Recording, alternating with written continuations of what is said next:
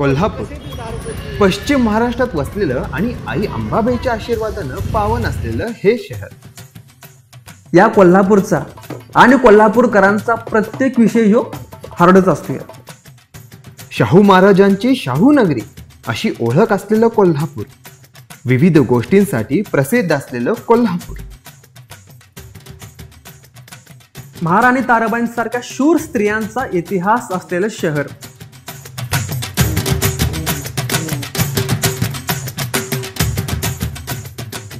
ज्या शहरात ए भावा अशी हाक कानावर येईल ते शहर म्हणजे आपलं कोल्हापूर. प्रत्येक शहरातील लोक त्या त्या शहरासारखे असतात. मग हे कोल्हापूर शहर नेमकं आहे तरी कसं? कोल्हापूर म्हणजे काय? कोल्हापूर म्हणजे मायेचा ओलावा. कोल्हापूर म्हणजे आपुलकीचा ठेवा. कोल्हापूर म्हणजे आपल्या माणसांचा अभिमान. कोल्हापूर म्हणजे इतिहासातलं सोनेरी पान, जिथं रंकाळ्यावर जाण्याची ओढ लागली, जिथं शिव्यामध्ये बी प्रेम दिसलं, जिथं गुळाची चव जिभेवर राहिली, जिथं कलानगरी उगम पावली,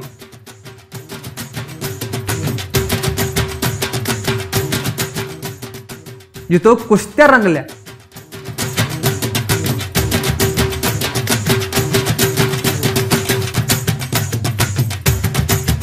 जिथं माणसातली माणुसकी दिसली,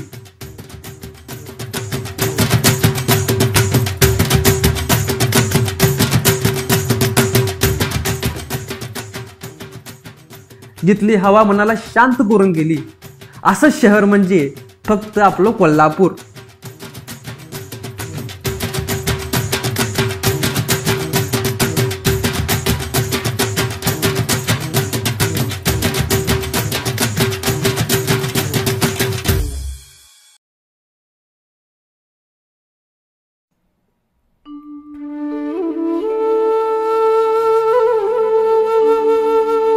कोल्हापुरी माणसांची खरी ओळख म्हणजे त्यांच्या बोलण्यातला आपुलकीपणा, त्यांचा रांगडेपणा, त्यांचा रुबाब.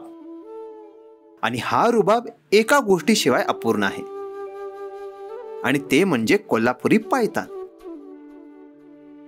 जगभरात प्रसिद्ध असलेलं हे कोल्हापुरी चप्पल कोणा एकामुळे प्रसिद्ध नाही.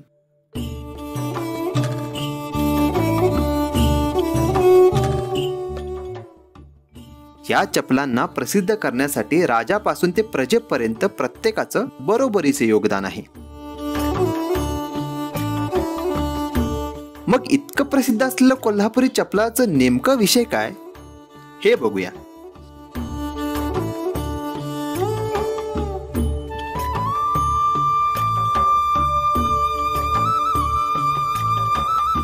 आपल्या पिढ्यानपिढ्या चालत असलेल्या या व्यवसायाची संस्कृती हे कारागीर जपत आहेत.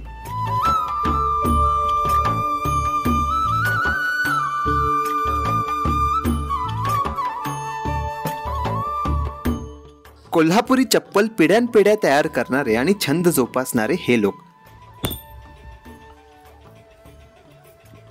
तर जाणून घेऊया की कोल्हापुरी चप्पल नेमकं बनतं तरी कसं.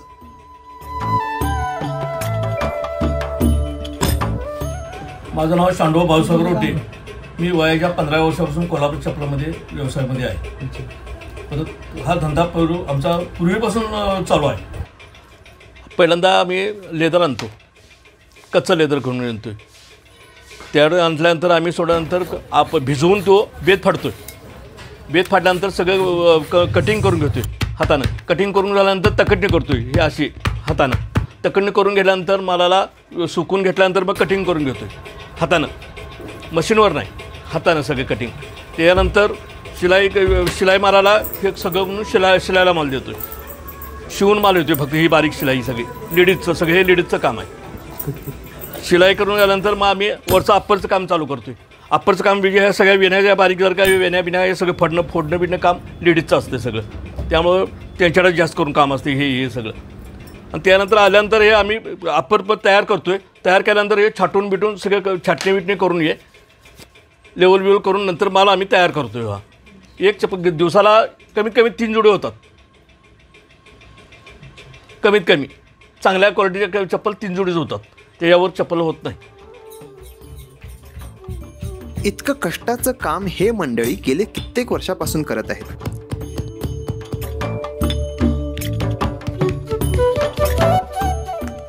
ह्या कामात जितकं पुरुषांचं योगदान आहे तितकं स्त्रियांचंही आहे. कोल्हापुरी चप्पल फक्त रुबाबदारच नाहीत, तर आरोग्यासाठीही तितकेच लाभदायक आहेत. यांच्या वापराने शरीराची उष्णता नियंत्रित राहते, तसेच डोळ्यांना आणि संपूर्ण शरीराला लाभदायक ठरते. अशा ह्या बहुगुणी चपलांचे कितीतरी विविध प्रकार आहेत, ते जाणून घेऊया. आमदार कापशी ही नांगरपट्टी, डिझाईनचं नाव आहे कोल्हापूरमध्ये मोजे शेपमध्ये नांगरपट्टी. ही इथे कुरुंदवाडी,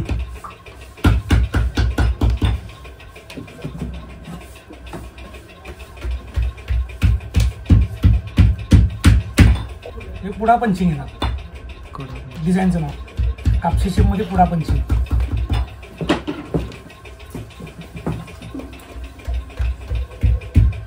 कापशीमध्ये पुढा येते, क्रॉस पट्टा.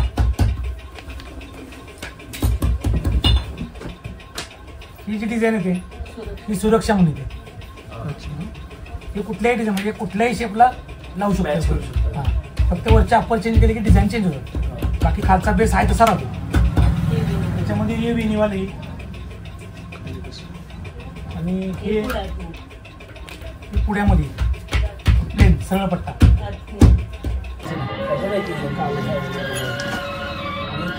पूर्ण वडाच काम होते. आता चप्पल तासावर नाव खराब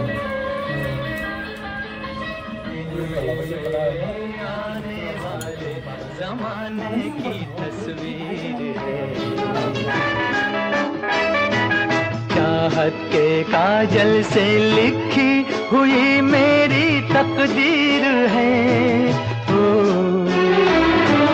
दिन में मेरे आने वाले जमाने की तस्वीर है. ये उठे सुबह चले, ये झुके शाम ढले, मेरा जीना मेरा मरना. आत्ता मिळाला नाही, वयाच्या 10 वर्षापासून राबवत होतो ना, तेव्हा मला 1 रुपये चप्पल होती. आज ह्या चप्पलचा शिलाई रेट झालाय 20 रुपये. 20 रुपयाला मी एक जोडी चप्पल शिवते आज, 20 रुपये. आणि पहिला मला जेव्हा कळत नव्हतं, लहान होतो ना, तेव्हा मी 1 रुपयाला हे 2 पाय शिवले. तेव्हापासून मी हे काम करतो. आत्ता तर 100% फरक पडला.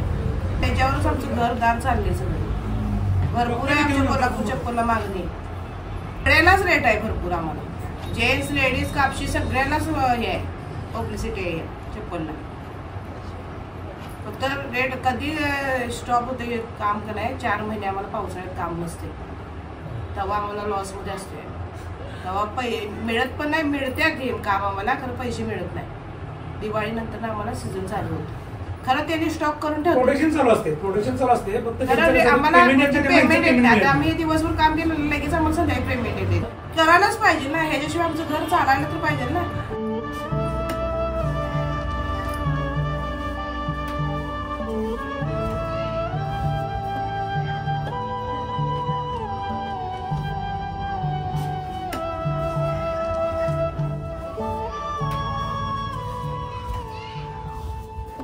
जसं ह्या कामामध्ये कष्ट आहे, तसं हे काम करत असताना दुखापत होण्याचीही शक्यता जास्त आहे.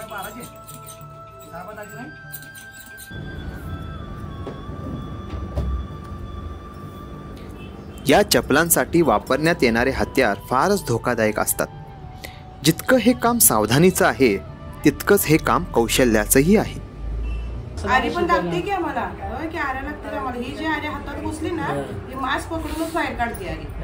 आमच्या मला काढायला येत नाही, ते डॉक्टरांकडेच जाऊन काढायला लागते. हे शिवता नाही ना, एक्स घेऊन शिवायला लागते.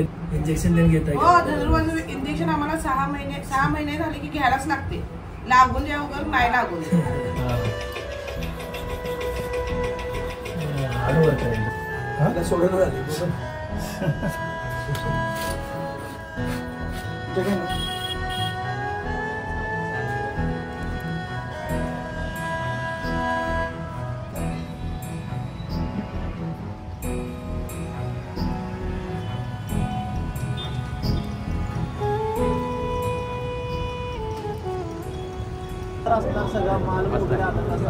होती अहो त्यावेळेला कसं होतं तुम्हाला माहितीसाठी सांगतो 1000 रुपये दिलं मी लहान होतो तेव्हा आमचे वडील होते आणि त्यावेळेला 1000 रुपये दिलं म्हणजे एक्का भरून चमडा यायचं एक्का भरून त्या बैलाला वडायचं नाही 70-80 असं आता ही फाकी आहे ना ते 70 रुपये म्हणजे 1000 रुपये असले की व्यापारी बाजारात जर गेला तर त्याला सावकार म्हणून ओळखायचे आता इथं 1000चा फुटा नाही ना अशी परिस्थिती निर्माण झाली आता जे आम्ही 70 रुपयाला घेत होतो त्या चिरीची किंमत 1500 रुपये झाली आत्ताची पिढी हा चप्पल धंदा करत नाही कारण का आता ही मुलं ह्या धंद्यात किचकिटपणा असलो म्हणून कंबर आणि मान सगळी एकसारखी होती म्हणून कोणी या धंद्यात पडत नाही त्यामुळे धंद्याला आता जरा डिमांड कमी आलेला आहे आणि ह्याच्यात फॅन्सी चपला आणि हे बूट आले आहेत ना त्याच्यामुळे जरा मालाला जरा डिमांड कमी आहे आणि ओरिजिनल जे चप्पल चालतं आहे कोल्हापुरी आता डुप्लिकेट निघालेले आहेत त्याच्यामुळे ते कमी जास्त करून देतात तो माल चांगला नसतो किंवा आता ओरिजिनल जो माल कोण विकतं आहे चांगली त्याडच तेवढं कम्फर्टेबल आहे मालाची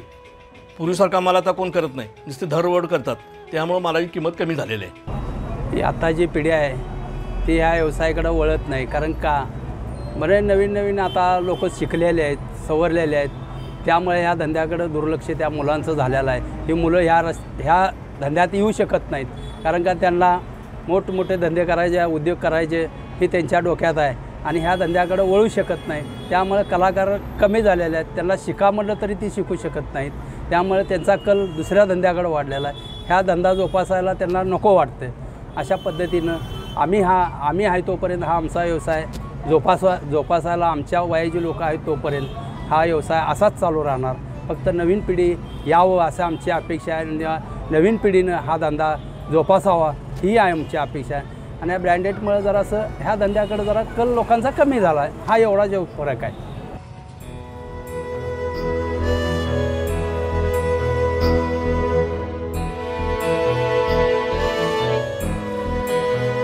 ह्या कारागिरांकडे बघितल्यावर तुकारामांची ठेविले अनंत तैसेची राहावे चित्ती असू द्यावे समाधान ही ओवी आठवते आपलं काम प्रामाणिकपणे कष्टानं आणि तन्मयतेने करणारे हे कारागीर आपल्या कोल्हापुरी चपलांसोबतच कोल्हापुराचाही रुबाब वाढवत आहेत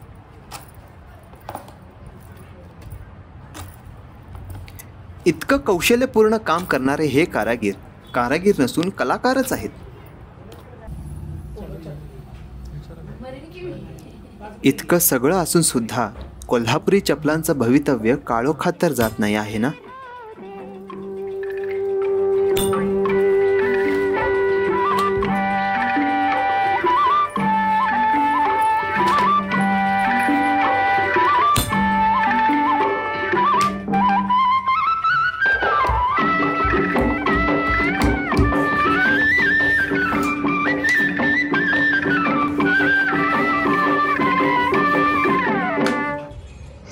थोडं दुःख भारी